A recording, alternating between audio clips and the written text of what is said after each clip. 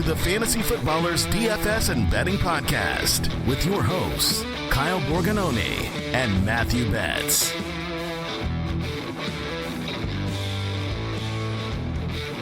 Welcome in. It's Friday, August 15th. We are back. Fantasy Footballers DFS and Betting Podcast. I am your host, Kyle Borganoni, and I am joined, as always, by Matthew. He's living at 12% bets. Kyle, how dare you? I mean, kick a man when he's down is what you're doing right now. Kyle showed me his phone, his Whoop app. Not a sponsor. Could be a sponsor if you'd like to reach out. Would love for them to be a sponsor. DMs are open. Yeah, I'm not in a great place, Kyle. Mentally, physically. My recovery score for anybody else that does Whoop, 12% on this day of recording, which is not where you want to be. So, you know, it was a rough night's sleep, and I feel it. And so I'm going to rely on you, Kyle. I need you to carry this team today. I need you to bring the energy. I did have an extra, serving of caffeine before this to hopefully jumpstart things. But if all goes according to plan, I will be asleep tonight by 9 o'clock. That's good. There's nothing wrong because that is part of the plan of a good recovery score is going to bed early. I'm just trying to get back to 40%. Yeah. It is nice, though. Betz and I can kind of check in along with the rest of footballers. It's a fun little competitive thing that we have. Half competitive, half a chance to give each other grace when oh no, Betz is at 12%. He's like running on fumes. We didn't even get to talk about it. Kids didn't sleep well. It was honestly my own fault. One of my really good friends from high school was in town. And I mean, we just went crazy last night, dude. Gavin, what a jerk. Freaking Gavin. No, not his name. But he was in town, so he was like, hey, man, come over, hang out. And ended up getting home at 11:30. Didn't go to bed till midnight, which some of you are like, dude, that's not that bad.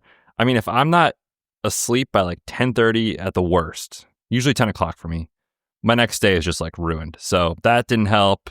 It was just, and then, I mean, my kids don't sleep in. We're battling to try to get these kids to sleep in. We just can't figure out how to get them to sleep in past 7. So always at 6:15, 6:30. And unfortunately, it was my turn to get up with them this morning. So it was a recipe for disaster. Did it feel like a swift punch in the nuts when you see my scores posted? Because I was living this morning. I was like, man, today is the day. My sleep score is great. My recovery's at 91. My strain score was at 18. I mean, it's the stats, man, that we all care about. I knew it was going to be a bit of a mismatch day in terms of where you're at and where I was at when you sent me a recommended article to read at about 6:45 this morning. You're like, hey, man, good read. Check this out. Kyle, not now, dude. Okay. On this episode, it is our Change My Mind episode, one that we do once a year. We've gone through the off season. We've talked so much best ball. We're kind of at this point, we're moving towards DFS and betting, but I kind of want to hear from Betz. Is there something that I need to change about myself? Is there, do you hate me? You could say that. Hey, I don't know how to tell you this, but change my mind. I don't like you anymore. I don't know how to tell you this, Kyle, but these last 5 years have been miserable. There you go. Yeah.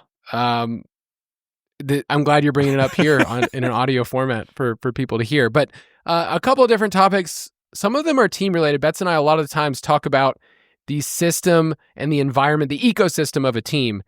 And in best ball, that has to pay off for not just one player, but if you're betting on, a team, you're saying 2 or 3 guys pay off, 4 guys if you're trying to stack them up. We'll talk about that. We even have some listener submissions from our Discord of, hey, change my mind about this. And it's just really good discussion. I think it's one of those things where you can bring up something and say, hey, I feel pretty firm about this, but can you check my priors? Can you check the other side of this? The other day, Andy and I were going back and forth about Jordan Love, who I've talked about a lot on this podcast because he was on the short list of my guy candidates for Andy. Spoiler, he was not a my guy. And we kind of just went back and forth hey, how could this go wrong if Jordan Love is QB 9 or 10 or whatever? And so it's important for us not just get take lock or say this is the only route for players. We try to preach that there is a range of outcomes. And then the phrase that we brought up last week that we're going to say again, you will be wrong. And when you get something right, don't always, puff your chest out and say I could have been wrong on this. So we try to keep an open mind. We try for sure. And I think along the same lines, if you're talking about this through whether it be like a DFS lens or a best ball lens, could even be prop betting and stuff like that. There's different prices with all of this stuff and all these decisions, right? Like the bet you're making on a player when you select him in the 4th or 5th round is way different than the bet you're making in round 9 or 10. And so you want to make sure that you kind of can see both sides of the argument for certain players and certain archetypes. And if you're still doing best ball drafts right now, which obviously we're getting close to week 1, it's kind of the home stretch here. This is a good time, I think, to double or triple check some of your exposures and kind of draft strategies you've been doing for the last couple of months to make sure that there aren't blinders on players that you wanted some exposure to that you haven't gotten yet. I've been trying to do that actively in some spots just to make sure, like, am I actually doing what I want to do? Like, am I making the bets I want to make with the information I have, and my exposures and my kind of strategies are lining up, or am I just like, chilling on the deck, vibes-based drafting, and just going on auto draft and doing what I always do? Because as drafters, if you're doing volume, you will do that more than you think. So it's also a good time not only to kind of like check some of your takes, but also make sure those takes align with what you're actually doing from a player exposures standpoint. It's hard if you're listening to this episode. This comes out on a Friday. You're hitting the weekend. I mean, it could be not more vibes-based. You're probably mowing the lawn. You're having a good time. I'll be enjoying probably a Surfside. Not a sponsor as well. I mean, could be a sponsor. Letting your hair down this weekend. I have been growing my hair out. It does look long. Should I keep going? Oh yeah, definitely. What's the go-to flavor? Ooh, I do like the raspberry lemonade. I don't think I've had that one. I'll have to check it out. Yeah. If you want all of our rankings, you can get them at ultimatedraftkit.com, our best ball rankings or best ball primer, our season-long player props, and for week 1, you can get in and jump in and start creating lineups at the optimizer. So like I've already looked at week 1 salaries. We will have a segment coming up where I feel like it's like so early, and yet we're going to turn the page. It's in September, and then it's the first week in September is when the games hit. Cowboys and Eagles on that Thursday night, and then we get a Brazil game the next day between Chiefs and Chargers. So good little fun showdown slates to open up. But all of those you can get at ultimatedraftkit.com. Quick question for us, is DFS related? This is from Matt, who was on Discord. He said, for DFS, how do you handle your bankroll for week 1 compared to later in the season with there being a higher chance of variance? And by variance, what he's saying is like, there is so much about what people bring into week 1 about priors. There's also a point where we overthink week 1 because we have so much more time to prep for it than the weekly rhythm of like, okay, what's this week look like? Like you could right now start building out lineups like somebody and not realize that like there's just so many things we don't like. I did not know the Saints would be really good for 2 weeks and then not good for the rest of the season. But that's like how the NFL works. For sure. Yeah. I think week 1 is always tough because it's a balancing act, right? Where we've all been so excited, for like the month of August building up. You've done like your redraft leagues. Obviously, you've been doing a ton of best ball drafts. You kind of have an idea of what you think might happen from a player take standpoint or a team evaluation standpoint. And there's going to be 5 or 6 things that happen in week 1. And we're going to be like, where the heck did that come from?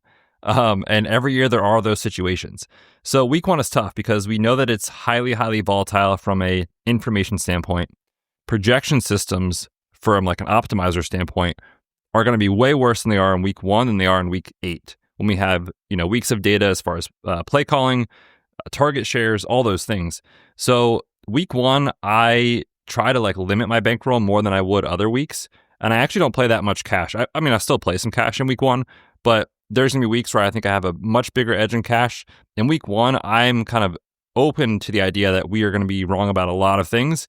And I'm going to just let my hair down and play some GPPs more that week and just embrace the variance and the chaos that inevitably will happen in those spots. So I think it's an awesome week, probably my favorite GPP week of the year, outside of week 18, because that's when the Nasty Boys, are here to play. But, thank you. But, yeah, week 1, it's tough. Definitely make sure that you're not going too crazy early in the season, because you want to make sure that you're, able to play through September, October, November, and obviously all the way through week 18. And just to give you some numbers, I would say whatever your total bankroll is, let's call it $100 because it's an easy number for people to work with. You should probably do 10 to 15% and limit it to that. Now you can figure out, like Betz said, like we usually would say, if you're starting out, you want to be heavier on the cash side, 60 to 70 or 80% of your beginning, you should start out there so that you can withstand some losses. And then over time, you can kind of figure out like what type of player you like. And then the contest, that's really what's important, is there are so many contests out there. So if you are new to DFS, you can just kind of jump in and be like, ooh, that one's $5. Ooh, did you see that one? That's $1. And if I just put in this and I win, here's what's going to happen. But like there's, 200,000 people in the contest. So we will talk more about contest selection. There's an entire episode where we'll go through that. But I would say limit it. And here's what I do. And this isn't to say this is how you should do it, but this is just personally how I do it. I do not deposit my money for DFS, the season of DFS. So I don't play a lot of preseason. I just use whatever's in there. But I have a set bankroll. I know, Betz. I'm sorry. I deposit it actually like it's usually like two weeks before the season starts. And that is my bankroll, and that's what I'm working with. And it's worked for me for years, especially doing this podcast, that I can grow that over time. But I'm not depositing over and over and over again throughout the season because of the way that we get to teach DFS on this. And I limit maybe 10 to 15% in week one of that bankroll. It's not $500,000, but it's less than that. Slightly. Everyone's like, wait, what is the number? I'm not telling you. But the problem with week one is that we try to give a prognosis of our performance, and we either say, I rocket this, and so therefore I'm going to keep going, or you might do what I've done. This game is total crap. This is just luck. Like, that's my takeaway sometimes. And the problem is, like, you shouldn't go to either of those. You should have a steady approach and actually a game plan of saying, hey, I'm going to play 10 to 15% in week one. If it shakes out a certain way, that's fine. I always hear people say, man, I won, therefore I wish I would have played more this week. It's like, you can't ever know that. Because on the other side, when you lose, you're like, man, I wish I would have played less this week. I will have weeks on this podcast where I say, I don't feel as comfortable in cash, so I will limit what I play that week. But there's a third door. Instead of saying I'm awesome at this, or this game is luck, or I'm bad at this, just there's a steady path of figuring out what are the couple of levers you need in GPPs and what are the couple of things you have to do right in cash. In cash, we would say you have to get less right to keep going. For sure. I think that's a great way to put it. And I also think too, from that standpoint, as far as like you have to get less right to keep going, you also don't have to be perfect in your actual like lineup construction. If you are able to, I think, identify in cash games for the first week or two, the best plays and use good decision making to set solid cash lineups. There's a lot of casual people trying DFS for the first time and doing weird stuff and, playing all sorts of weird stacks and head-to-heads and stuff like that. And it's like, just play the best plays in the first couple weeks if you're playing cash games. And generally speaking, you'll probably come out on top more often than not. Of course, no slate is the exact same as years prior. But yeah, it's just, I think, an easy way to kind of get off to a good start and get the momentum going into week two. I wrote an article called DFS Process, Contest Selection, and Bankroll Management, which is on the website if you want to look at that. But one of the things I do is I kind of break down, some people have used this in other formats, but like think about a ladder, and there's a way to spend your money in cash, what we would call double ups or head-to-heads, and you could put your money there, and then you figure out based on the rest of your budget how you're going to actually allocate that towards tournaments, where you are not right off the bat in week one saying, here's all the tournaments that are really exciting, but you actually come up with a plan. So I have that on the website, fantasyfootballers.com. We talk about rake, we talk about payout structures, and even some contests that Betz and I like. You can find that on the website if you want. Let's take a break, and then we will open up our minds.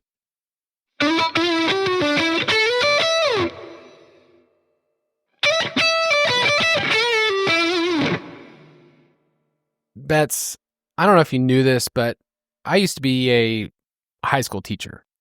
A scholar. Back in my day, when I was a student, we used to teach this thing that they are just outlawing in schools these days. You know what that is? It's critical thinking. It's thinking for yourself, Betz. It's asking the questions. I thought you were going to say they were cutting recess. They're cutting a lot of stuff, man. Did you have this class? I took a cooking class in high school. Did you guys have a class? Okay. It's cut from the high schools around here now. So these kids are going to rely on everybody else to make their food for the rest of their life? I guess so. What the heck? I'm telling you, things are changing. Speaking of changing, we're not here to get on this podcast. And, Betz was just going to spew lots of, conspiracy theories and hoaxes and political views. He was ready just to go to town. But I said, hey, you know what? Let's just make sure that we keep it clean and we talk about some football.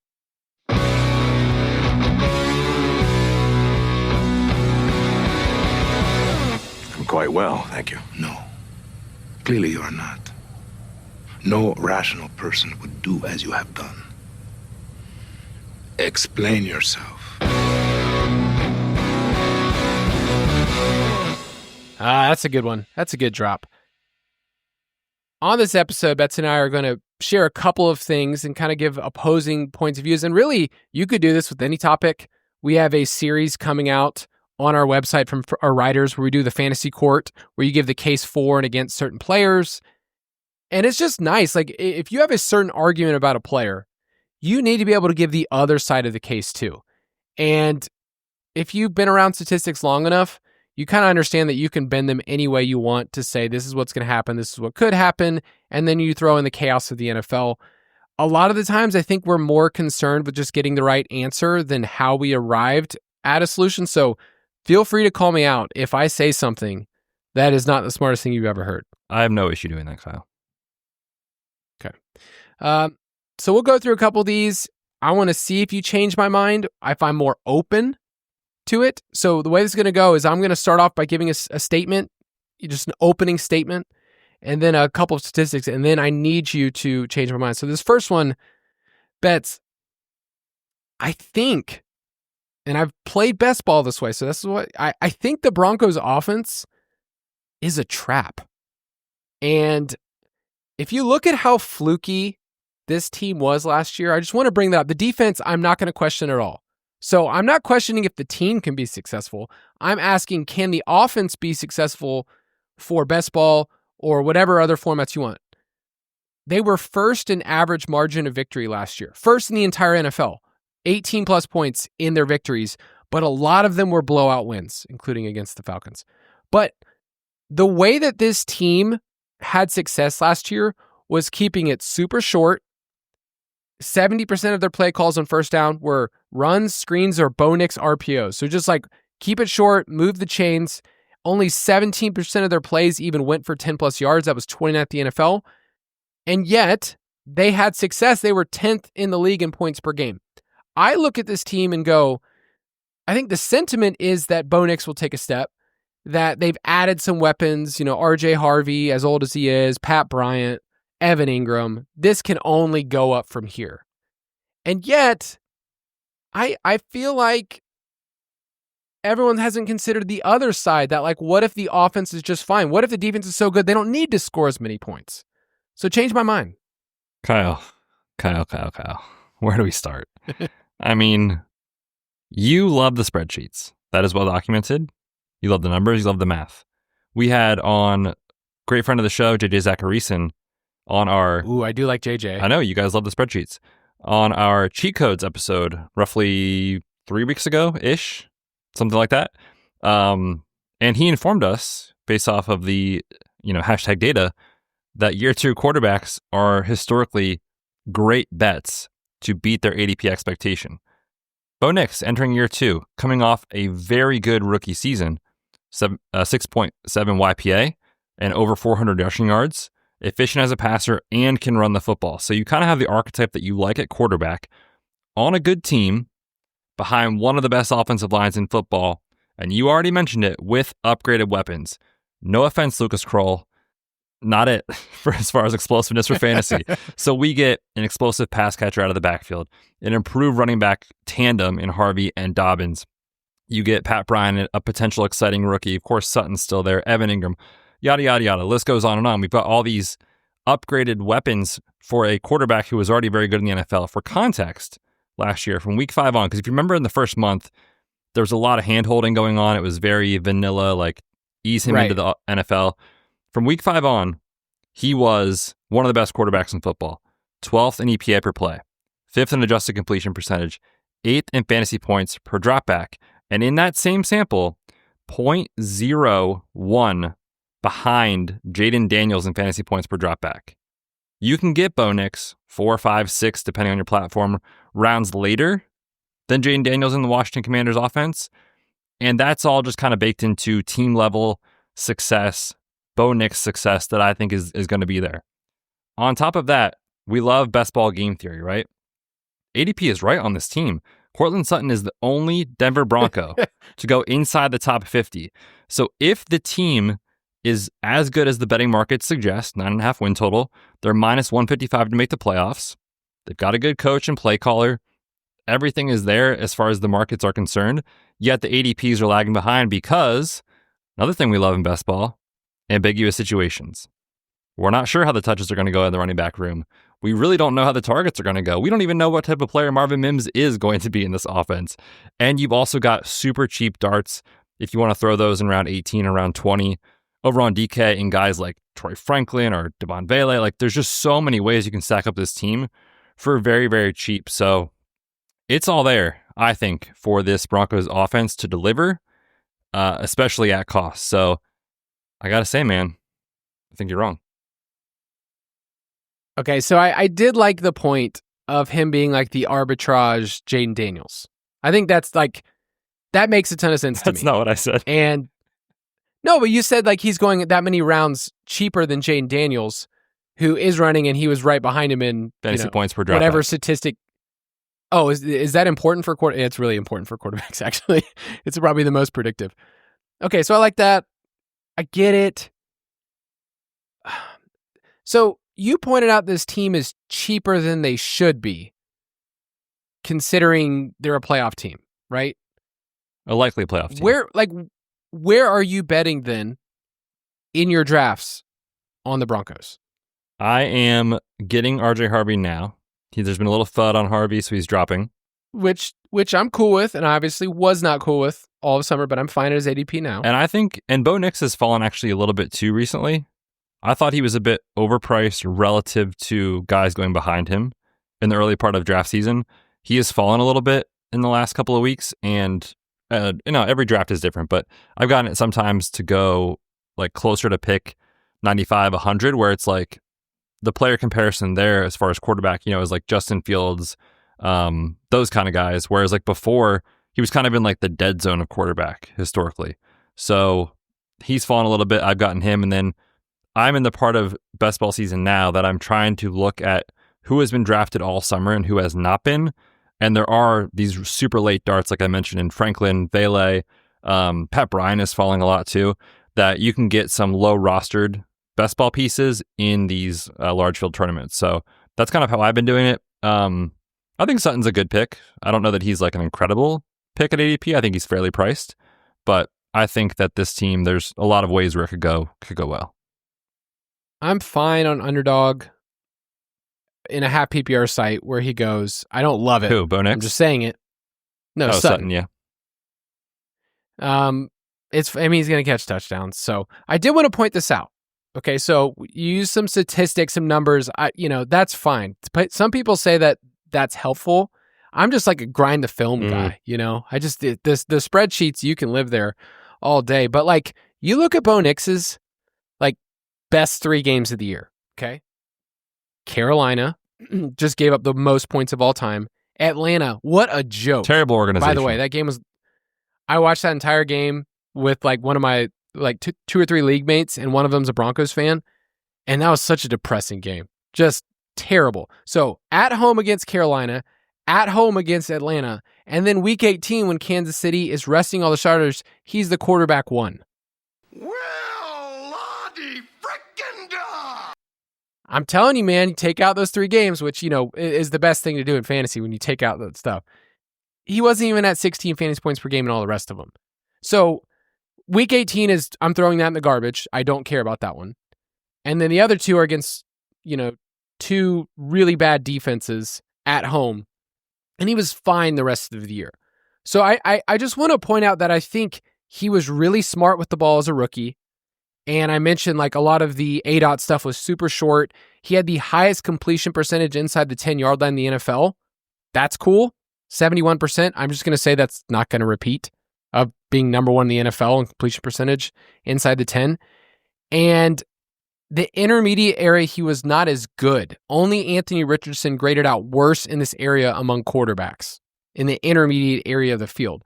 He had 0 big-time throws per PFF in this area. So it's like, I want to know that what's repeatable is the rushing and the accuracy, because they're going to give him a ton of short stuff. If he doesn't have the big plays and the defense is really good, I think the offense as a whole is not like a guarantee to just be a juggernaut.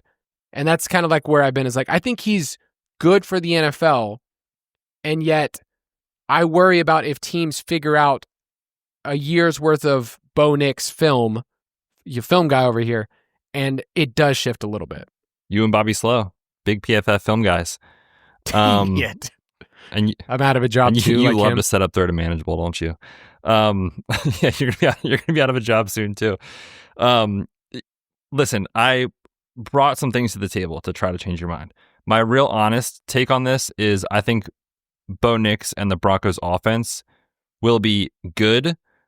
I truthfully have a hard time seeing them being outlier great, because I do think their defense is that good. I mean, they already had one of the best defenses in the league last year, and they took a corner in the first round of the draft this year when Jahdae Barron fell to them. So that's my truthful take on this.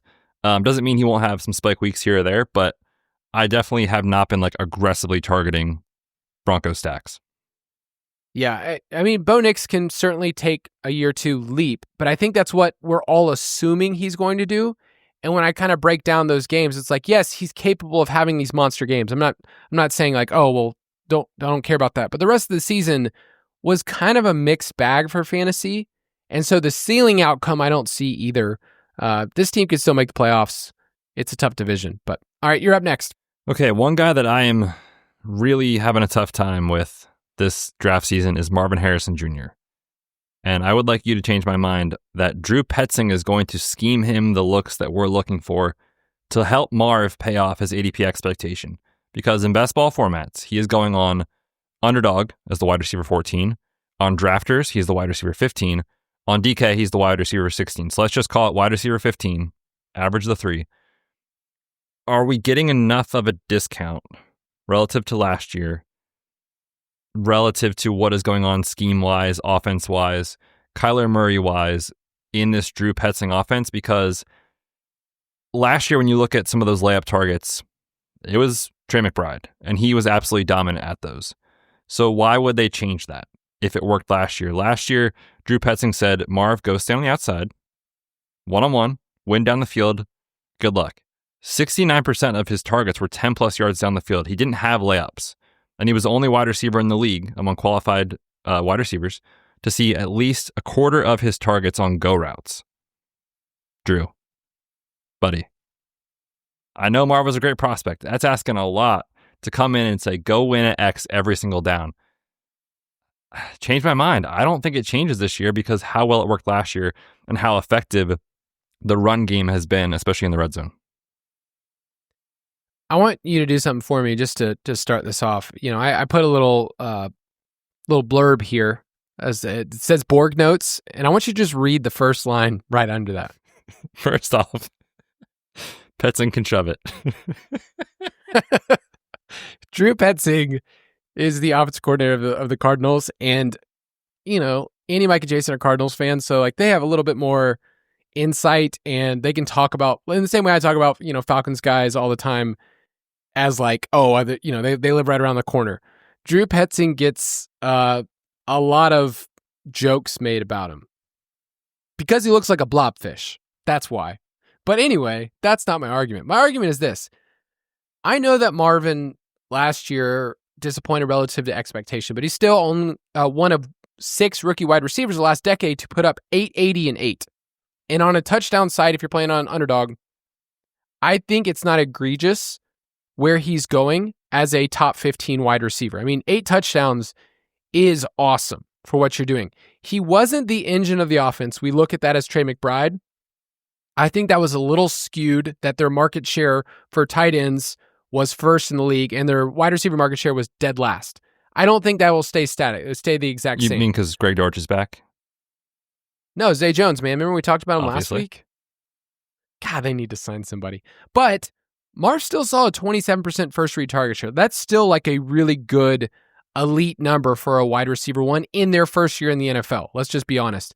He didn't get those easy layup throws, but when you look at his contested catch rate, 37%, year to year, that shifts a ton. Like T. Higgins has been one of those guys, been in the 60%, and then he's had one year where he's at like 30%.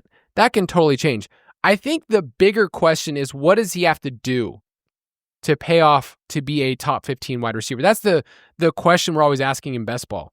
And so I looked at who is a top 15 wide receiver over the last decade. You know, even some really fun names in here. Jeremy Maclin. Oh, man. Golden Tate. Jeremy Maclin. Those were some fun seasons, man. Tyler Lockett, ever heard of him? One of your favorite players of all time. I mean, Terry McLaurin in 2022. Who could forget? I mean, Michael Pittman Jr. We built this city. Okay, I mean, these are the dudes, man. Are you now a little bit like, is that already changing you a little bit, the vibes? The fact that these guys could do it? You're basically saying anybody could do it. That's it. That's exactly it. But I'm looking at the touchdowns, okay? Because to be a top 15 wide receiver in this range, only one of them hit double digits, and it was Tyler Lockett on 70 targets, which is just absurd and not normal. I think we both agree that Marvin's going to see 120 plus targets. He's going to probably be over 1,000 yards, and he's a very good bet to be around that 10 touchdown mark. So that's what I need him to do. So for a median outcome, I think it's not that wild to look at what he did last year, to think that they are going to do some self-scouting, unless Drew Petzing is just stuck in his ways. I haven't talked with Drew in a while, but he needs a makeover and he needs to change the playbook a little bit. And I think it's possible. So top 15 doesn't scare me off. Okay. I mean, what I've been doing this offseason with Marv is throwing my hands up and saying, I don't know. I don't have a strong take one way or the other that he's an awesome pick or a terrible pick. I think he's fairly priced for his rookie prospect profile, which we need to remember was truly awesome. 4th overall pick in the draft, incredible production, all the things. I get worried that he will be fine at cost. I do have a tough time seeing him being like the guy you needed in the 3rd round, because there's a lot of good picks kind of sandwiched above and below him in ADP. Even some wide receivers, quite honestly, like a lot of wide receivers that I'm really excited about in round 4, round 5 that go after him. So that's my only tough part on Marv, but I'm at 6% right now. Like I'm just kind of trying to get around 8-ish, matching the field and being a coward and just saying maybe this team, maybe this team will work out. I will say, if you've been drafting on DK, he has fallen a little bit more in the last couple of weeks. I've got him a few times in the 4th round, and at that point, nice. I'm taking Marv. So let's hope, man. I mean, hey, the biceps, they're looking better. He only broke 1 tackle last year per PFF, so maybe the biceps will help there. It's hard to break a tackle when they're just throwing it with noodle arms way down the field. Yeah, with the arms.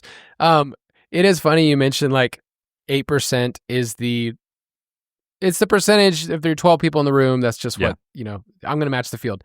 But you see everybody, people do this all the time. They post their exposures and you can see like, whoa, that guy spent a lot of money in best ball. Or man, you spent a lot of money on that random player. I did not see that coming. And you see their percentage. But then if you were to scroll, if everyone just posts their 8%, it's like, these are my coward takes. These are my coward picks. I just took these guys just because. It would be funny. I want to find out who I have an 8%er. You know what? This is worth it. That people need to know who are some absolute turds that I have no conviction with in my drafting with. Oh man, T. Higgins, He's at 9%. I guess I don't really care about life. Oh man, I wish I had more Jake Ferguson. He's sitting there. See, this is what I mean. Check on your exposures. Make sure you're making the bets you want. Like I don't want 4%, 2% Marv if he was that good of a prospect. Remember we talked about JSN a little bit in a similar way where it's like, he had some issues, and obviously I'm not making the same comparison as the players, but like year one was like kind of disappointing. And then year two, it was like, how much of this usage is real? Like, does he actually take command of the offense? And some of the same kind of discussions goes back to Marv, where it's like, maybe he is just that good, and not every player in their first year is Jamar Chase, right? So we'll see. I guess I am just super bullish. I'm at 13%. It's not that big of a deal. That's a decent stand. It's not a huge stand. It's fine. It feels appropriate to say I like him better than the market, but not so much that I'm going to like make him be, he's no Drake London. Or Drake May. The Drakes. Yeah, he's no Marshawn Lloyd in my bag. Back at practice, and we can never be more back. And wasn't there a report the other day, Marshawn Lloyd, that was like, he's like nobody's moving like this guy. I think he made a jump cut, and like the tweet was like, everybody had their jaw on the floor. Everybody said, wow, when it happened. I mean, if you've been in on Marshawn Lloyd and that confirms your priors, I'm here for it. And then the best way to flip that argument, per this episode, is to go like, oh, they were just surprised that guy did not get hurt. That's what they were on. Their jaws were on the ground. Oh, that's mean. All right. I'm going to give one right here. And maybe this is mean. I feel like I've kind of been like picking on people on this episode. Drew Petzing. I'm sorry, Drew, to you and your family. But this one's about Trevor Lawrence. And I need you to change my mind because I think Trevor Lawrence is just not good at fantasy. Okay, so that is the argument that I'm trying to change in my mind, because it's not just like you could say he's not good at the game, but Justin Fields is one of those guys where it's good at fantasy, even though like as an NFL quarterback, he's probably not going to stay. I think Trevor Lawrence is just not good at this fantasy game we play. He's entering year 5. And he's yet to post a season of 18 plus fantasy points per game. Okay. He has a top 10 season, but it really wasn't that great. Over the last decade, Baker Mayfield is the only quarterback to not hit 18 plus fantasy points per game in his first 4 years, and then eventually surpass that mark later in his career. He did it in year 7 after going through what Baker went through. I worry that we are baking in too much about Trevor Lawrence taking a step because of somebody else's skills, Liam Cohen, and not his own. So Betz, change my mind. If that's your argument, does it even matter? If it all works because of Liam Cohen, does it even matter? No, I think that people are basing their arguments on that, where I still don't think he'll be good just because of Leo Cohen. To your point, everything that I've heard across the NFL, any analyst, whether it's fantasy or real life, the first conversation with the offense of the Jaguars is either with Travis Hunter or Liam Cohen. So it's never about Lawrence. Never. But we said a lot of negative things about Baker Mayfield all those years. And who did he just play with and set career highs in every statistical category with? Mike Evans, Chris Godwin, John McMillan, and Liam Cohen. So what if Lawrence is league average as far as his real life NFL talent? Let's just say that that's where he is. Rank the quarterbacks 1 to 32. For fantasy, maybe that's good enough to produce in this offense with this weapons in this scheme. Let's just go through Trevor Lawrence's career in the NFL. Let's do it. Obviously, year 1, first overall pick in the draft. Everybody's excited. Can I remind you of that season? And the only way to encapsulate how that season went is to remind you and the people, Kyle, that some fella named Urban Meyer stayed behind after a Thursday night game in Cincinnati to bump and grind with some woman in a bar in Cincinnati after an NFL game. He didn't even fly back with the team. That is the level of, head coach, the level of oversight that was on this team with a rookie quarterback. I'm not shocked, Kyle, in hindsight, that it didn't work out for the Jaguars in that magical season. So let's start there. So that was year 1, okay? Year 2, Doug Peterson comes in. That's when he has the quarterback 8 in fantasy finish, 17.4 points per game. Very solid season, and we all kind of got excited about what Trevor Lawrence could be if he takes that next step forward, the following year. But really, when you think about this in hindsight, it's really hard to be like a true top tier quarterback for fantasy without rushing ability and or an outlier touchdown season. How are you going to get there when your weapons over the last 3 to 4 years have been, and no disrespect, these are fine NFL players, but they're not legit alphas. Christian Kirk, good player. Evan Ingram, good player. In hindsight, we kind of know Gabe Davis, not that good of a player. Zay Jones, the ghost of Marvin Jones, and Watch I'm your sorry, mouth. but not that alpha level of a player. Good player, but not credible. I mean, Laviska Shenault, Jamal Agnew, like these are the players he was throwing the football to. Who do we have now? Brian Thomas Jr., certified superstar. Travis Hunter, we think probably going to become great in the NFL. I know there's question marks about corner versus wide receiver and all those things. Second overall pick in the draft. He's just different. So you have those two guys catching the football compared to Gabe Davis and Zay Jones and Laviska Shenault all these years. That in and of itself can help elevate Trevor Lawrence for fantasy. Then you think about the scheme with Liam Cohen. He is innovative. He will make life easier for Trevor Lawrence. Last year, Baker Mayfield with Cohen had one of the lowest ADOTs of his career and one of the lowest time to throws. Let's push the easy buttons. Get the ball out quick. Get our screen game going. Let your superstars go to work. Don't make life difficult on you. Doug Peterson these last couple of years, I mean, I'll love him forever for Philadelphia's success. But let's be honest, he would have rather been anywhere else last year once we got to like October. He's still on CDs. Oh, goodness, man. Like he's still running the MS-DOS mode. He was checked out. He was done. So the NFL passed him by and his scheme was just so vanilla and archaic. You're going to get so much better scheming for him in this offense with Liam Cohen. So I think the pieces are there. It's all set up for him.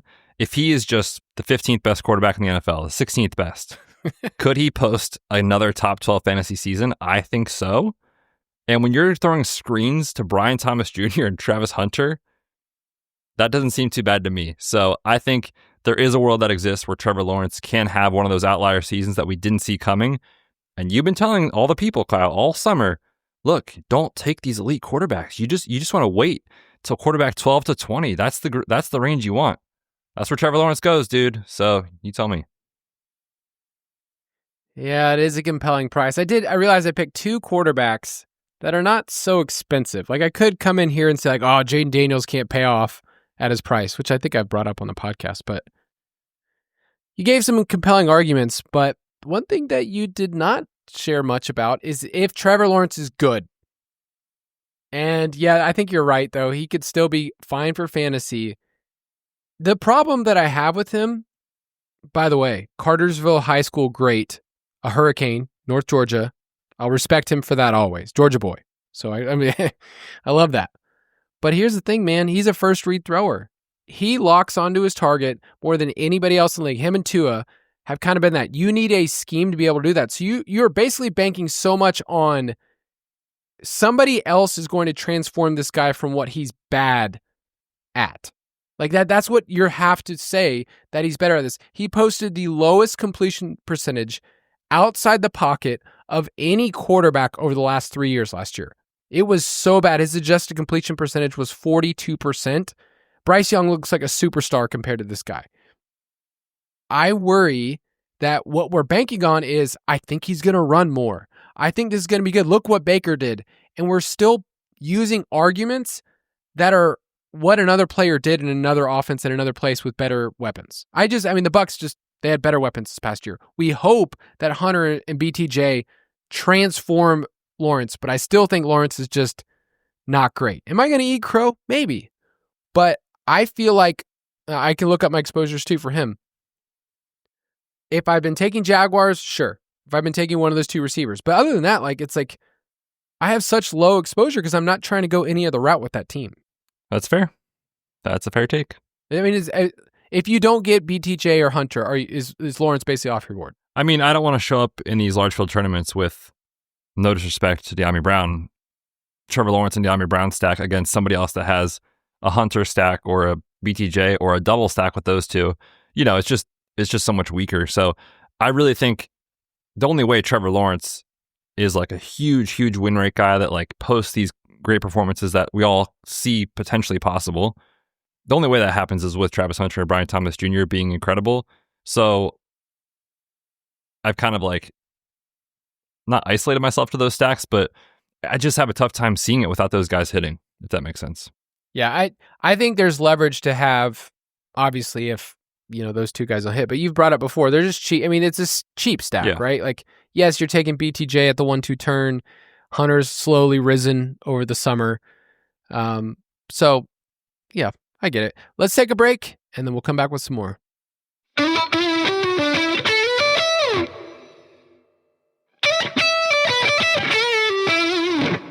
All right, we're going to hear from Betz one more time. We're going to, as a group, I feel like people are listening like, man, I really just feel like that guy needs to change the way that he does things, change the way he does life. We can do that. And then we're going to read from a couple of people on Discord who say, you need to change my mind. So tell me how I can transform your thoughts. Well, Kyle, we just talked all about Liam Cohen and how he's going to revolutionize this Jaguars offense. Do we not care that he just left Tampa Bay? Everybody's just saying, oh, he's so great. Well, if he's so great, isn't there a world that exists where the Bucs fail relative to expectation?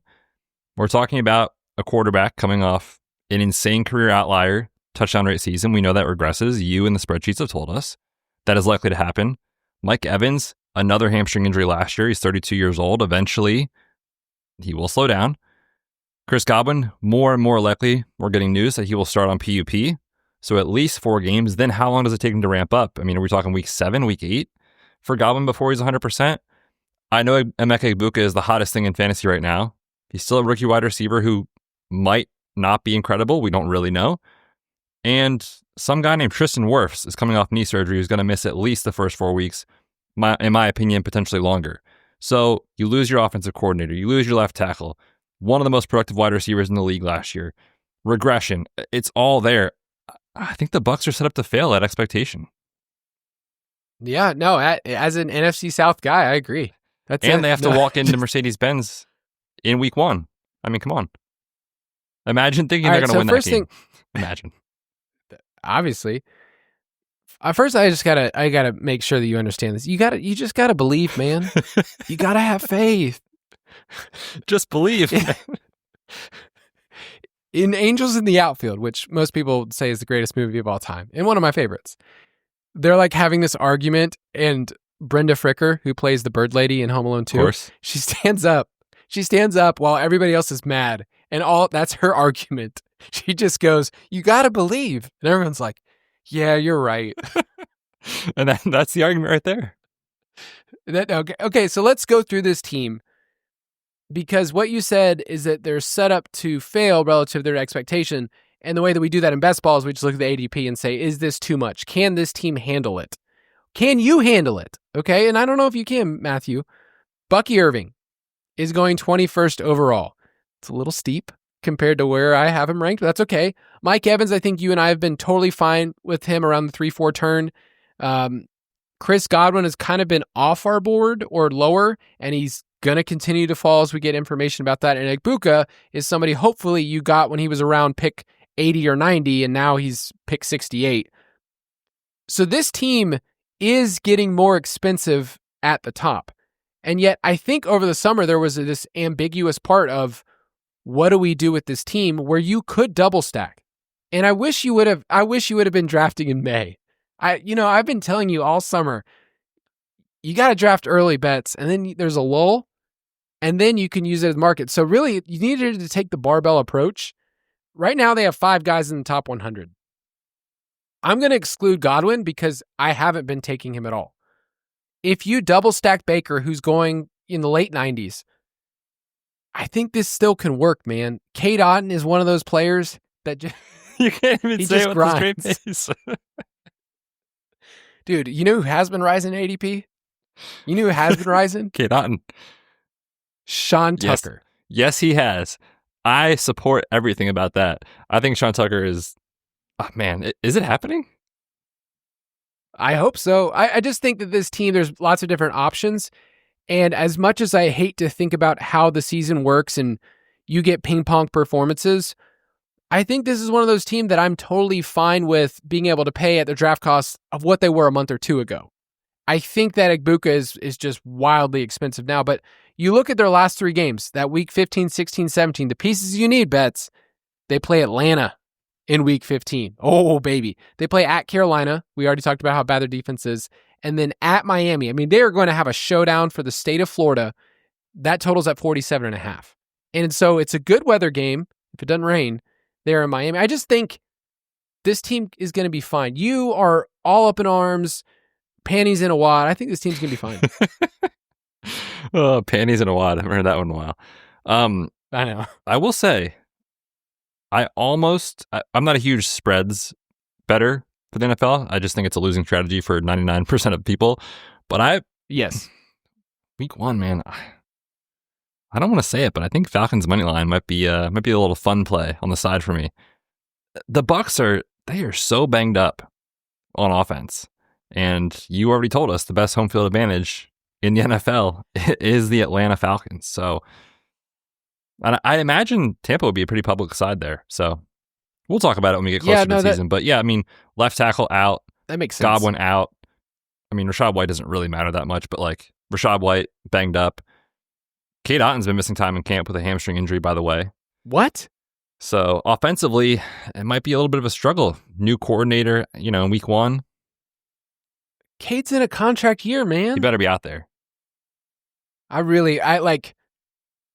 not expecting him to give me any money when he signs an extension, but I will be so proud of him. Like a father. I've been a father to him. You're the only fan in the NFL besides his family, and it's great.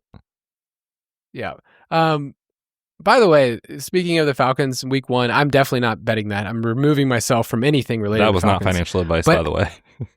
Yeah, don't take that.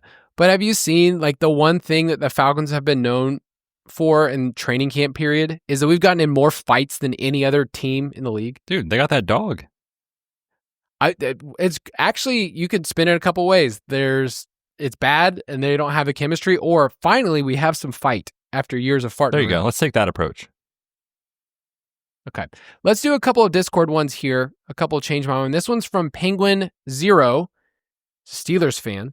He said, Golden versus Reed is a silly debate. I have 16% of both in best ball, and I'm fine taking both of them on a team together. How could betting on the Packers passing offense and Jordan Love possibly go wrong? I just want to say this approach, I wish I would have been wise enough to take this, because it can be set up as an either or debate, and where they were ranked and where they have been going for most of the offseason has been right next to each other. And I had Reed, ranked a little bit ahead, and I hadn't had a ton of Golden at all because of how we poo-pooed on his prospect profile, his PPPPP. Alliteration was poo-poo on a beautiful prospect there. profile. I know. I think that this is right, and I don't want to change your mind. I was going to say, I actually really like this take. I'm with you in that early on in the process, I was super excited about Jaden Reed over Matthew Golden just because of the kind of ancillary pieces that were also banged up, missing time, like of course Christian Watson on the PUP list here to start. And then you look at Romeo Doubs in a contract year, and Dontavian Wicks has a calf injury, and he's been, super unreliable in the NFL. That I thought the seas were like finally parting for Reed to be on the field in 2 wide receiver sets. And what do they do in their, family night first scrimmage? They come out and somebody on social media posts that Mecole Hardman had more snaps in 2 wide receiver sets, who by the way is on the Packers On family night? than Jaden Reed. So I was really bummed out by that. And at that point, I was like, you know what? It's time to go in on Golden and kind of catch up my exposures there. So I am currently looking right now. I'm at 12% for Golden and 16% for Reed. So I'm actually I agree with this take. But the way I think that this goes wrong for Jordan Love and the Packers is that they end up having that rotation that we've all been annoyed by, and or the wide receivers are just not healthy enough to support Jordan Love. Like I already mentioned, Reed's in a boot right now, right? Foot sprain. He's missing a ton of time. Wicks, calf injury. Watson, a good deep threat that will help inflate, on a week-to-week basis, not necessarily consistently, but give some spike weeks to Love. Not going to be out there for most of the year. What if Golden is not that good of a prospect, like the way the analytical kind of community suggested? So there are ways where it goes south, but I like this take because I am definitely betting on the Packers pass game to bounce back at a pretty, reduced cost. Yeah, and this is one of those things where I have some confidence in my ability to look at certain players and go, they don't fit into this bucket as a first-round wide receiver. Oh, wait, this team took them there. And yet I'm also willing to be wrong in the fact, like, I've never seen this guy in the NFL. I don't know how they're going to utilize him. And more importantly, we just want to bet on teams. That's it. I'm betting on the Packers. And in best ball, you get exposure to a lot of different combinations of this team. I did want to read this to you. This was a blurb that came across my timeline about Packers family night. It just made me laugh. It said, Tucker Kraft back at practice after missing family night with a groin injury. It just sounds like he didn't go to family game night. Because of his groin. Tucker Kraft couldn't do it. Next one off of Discord is from Sockaville. I'm not really sure how to word this, but I'm kind of out on Genty at the moment. I get that he has an insane profile on a stat line, but the hype feels kind of crazy. I think this is worth discussing as somebody who goes at the back of the first round about how it could go wrong. It's a different conversation in season-long leagues because I think you're going to get the workload. I feel pretty confident that he's going to end up in that top 10 to 12 range. And in Dynasty, I feel really, really good about it. But let's just spin the other side of the argument of like, okay, Ashton Genty, how does it go wrong? I'll look at my exposures right now, but like, there's a chance that like he's good, but not great as a first round pick. Yeah, the way it goes wrong relative to expectation is just that he's not what you needed in the first round or the second round because the cost is so high. So even if he like returns, RB12 value, he's obviously going a little bit higher than that, but like, relative to costs, it's not like he was the guy that you needed necessarily. It's hard for that to happen, obviously, in round one where the cost is so high for these guys. But the way it goes wrong from a team level standpoint, like obviously we liked over 5.5 wins because of the upgraded coaching staff and quarterback play and all those things. But let's be honest, like this is still a team that has a 6.5 win total. The markets are saying this is not going to be an elite upper echelon touchdown scoring team. You need touchdowns at the running back position, especially on half PPR, to be a difference maker. So I've taken my fair share of Genty just because of how insanely good the prospect profile is. But from a team level standpoint, like what if they're just forced to throw more because of negative game scripts and, they don't score that many touchdowns? That definitely exists. So it's almost kind of funny. It almost feels a little bit like Marv in a way from last year where like we all were taking him there because of how excited we were because of his prospect profile. And it's different because of the usage. We're not really concerned about that for running back. He's going to touch the ball. But from a team level standpoint, I can see where they're not great this year. I'm a coward. I have him at 8%. Kyle, come on, man. It's like if I had him at 6%, you'd be like, oh, that's a stance. 8%, I'm a coward. That's right. I need to come up with a list of all the players that I'm just completely just a coward on. Next one from Darth Trader. I'm all in on Pearsall being the wide receiver you need to have on the 49ers. How could it go wrong? Not a prospect that I loved coming in. A player that I liked in best ball his price earlier this summer. And I've kind of slowed my roll on Pearsall recently. So, I don't know. What's your thoughts on Pearsall? It's tough because there's so many moving parts around him. The way it goes south is Juwan Jennings gets a contract extension and this calf issue is a non-issue and the target share flows through him, Kittle, and CMC, and then he's kind of just like stuck with the fourth share of the offense. The other outcome here that exists is talent matters so much at wide receiver for this to work out. I honestly don't know how good Ricky Pearsall even is. I don't think anybody can confidently say that they know one way or the other. His prospect profile was not awesome analytically. He played 5 years in college, he never had a 1,000-yard season, but didn't have his best numbers until he was in the final year at Florida when he was, I believe, turning 24 years old. So older breakout, played 5 years in college, was kind of largely viewed as like a middle second round pick for most of the pre-draft process last year. Surprised us by going in the first round. And all those things. And then, yes, I know, obviously, he got shot, and that changed his trajectory in year one. But there was a pretty big chunk of the season that he was on the field and doing virtually nothing before exploding in week 17 and 18. So honestly, I can see both sides of this, but I for sure am excited about the Niners, so I've been taking him. But I would not be shocked whatsoever if we look back and we're like, that was a silly price for a wide receiver that, in hindsight, might not have been that insanely talented. I'm at 10%. So super bullish. Could not be more in. As they say. Next one is from Brock. He said George Pickens and T. Higgins should not be getting drafted 2 rounds apart. Either Higgins is overpriced or Pickens is severely underpriced, and I'm on the side that Pickens is underpriced. I've been taking a lot of Pickens, and I kind of agree with this. I like this take, to be honest. Pickens over the last 2 years has averaged 2.06 and 2.11 yards per out run with Fields and Russ and Rudolph and Trubisky and whoever else you want. And T. Higgins, 2.05 and 1.66 yards per out run the last 2 seasons. If, let's just say George Pickens averages roughly around 2 yards per out run, he kind of maintains what he's done in the NFL so far, but he just runs more routes. There's a really good chance he's way underpriced because Jalen Tolbert ran 553 routes last year. George Pickens only ran 436 routes. What if he just has the Jalen Tolbert role, but he's obviously insanely better?